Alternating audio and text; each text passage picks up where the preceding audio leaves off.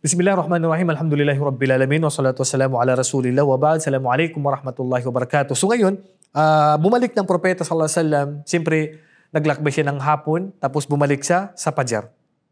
So ganun po yung kahaba yung paglalakbay ng propeta sallallahu alaihi wasallam. So pagbalik niya, sabi niya sa mga kay Abu Jahal, sabi niya, ay saan ka galing? Sabi niya, naglakbay ako ngayong gabi na. Sabi niya, ngayong gabi, naglakbay ka? Sabi niya, saan? Sabi, Masilak, hanggat sabi nanggit niya. So, hindi na siya maniwala. So, ikinalat niya yun hanggat sa kumalat sa Makkah.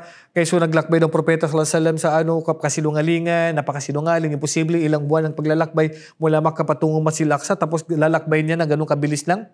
So, nagpasinungaling ng mga Quraysh, at ang ilan sa yumakap sa Islam ay bumaliktad na. Kasi ayaw na nilang paniwala. Paano nangyari na ang propeta, ang Muhammad ay naglakbay mula Masjid Al-Aqsa, Masjidil Haram, patungong Masjid Al-Aqsa, tapos sumakit pa sa taas na napakalayo at libu-libong taon na dapat lalakbayin yun, tapos nilakbay niya sa sandaling panahon lang. Yung ilang nagbalik kay Islam, bumaliktad na.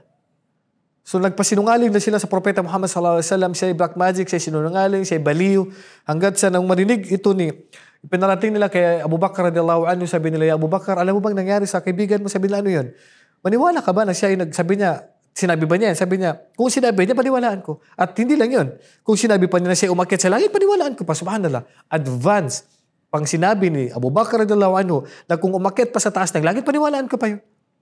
So kaya nga tinawag pagkatapos niyan si Abu Bakar as-Siddiq na as-Siddiq kasi tinanggap niya. Biruin mo, hindi pa nga naririnig sa propeta sallallahu alaihi wasallam ang bagay na to ay pinaniwalaan na niya. Kaya nung pinuntahan niya propeta sallallahu alaihi wasallam, tinanong niya kung totoo ba talaga yung nangyari na yun. So agad-agad, hindi walang pagdududa, ay tinanggap na niya ang balita na ito ng propeta Muhammad sallallahu alaihi wasallam. Hanggat sa umupo ang propeta sallallahu alaihi wasallam, sinabi niya sa mga pinuno nila, sabi niya, paano kayo maniwala? Sabi niya, i-describe mo nga sa amin na Masjid Al-Aqsa. So, dinescribe ng propeta sallallahu alaihi wasallam Masjid Al-Aqsa. Ang problema, kulang-kulang kasi nga nakalimutan nga niya yung nakita niya. Hanggat sa ipinakita sa kanya ng Allah ang Masjid Al-Aqsa na para bang nakikita niya sa harapan ng TV, tinuturo niya, ito yung posting niya, ito yung ganito niya. Hanggat sa may mga naglalakbay pa na may mga dalang caravan, may mga kamilyo. Sabi niya, darating sila ganito ganyan, naligaw sila, napunta sila dito, itong dala nilang kamil, itong kulay ng kamil nila. So, dinescribe ito ng propeta sallallahu alaihi wasallam kasi nadaanan niya yun sila sa daanan. Na ilang buwan din ang paglalakbay nila. Kaya nung makarating yun, tinanong nila, totoo ba na nandito ka sa lugar na to at naligaw kayo, na keso ganito.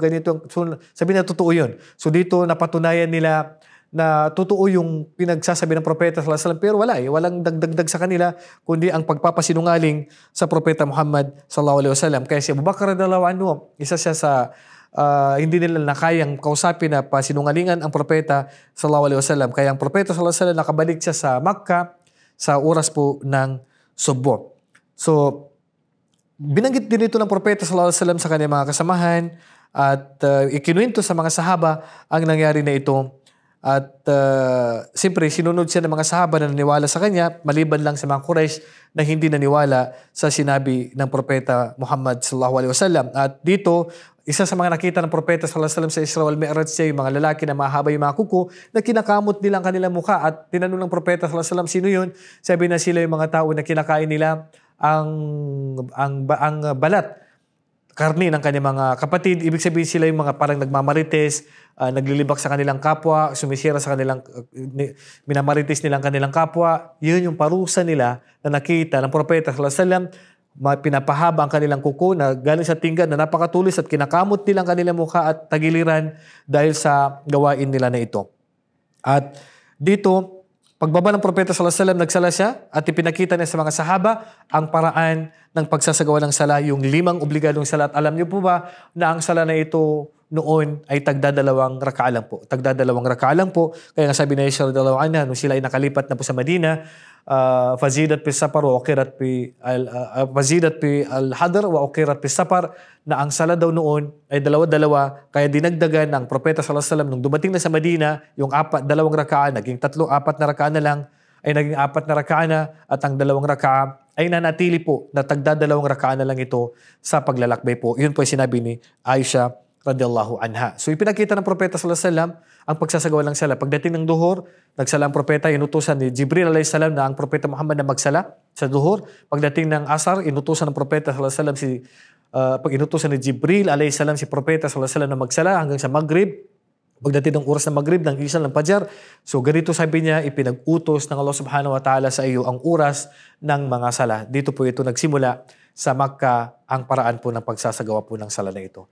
Wallahu a'lam wa sallallahu ala nabiyina Muhammad wa ala alihi wa sahbihi ajma'in. Assalamu alaikum wa rahmatullahi wa barakatuh.